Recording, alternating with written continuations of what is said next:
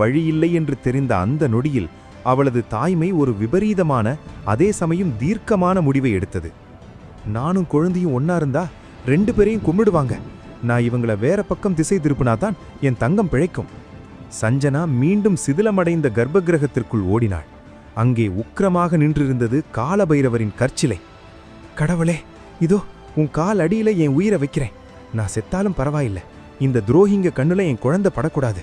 நீதான் இதை காப்பாத்தணும் என்று சிலையிடம் மன்றாடினாள். மயக்கத்தில் இருந்த குழந்தையின் முகத்தை அவள் வெறிக்க பார்த்தாள்.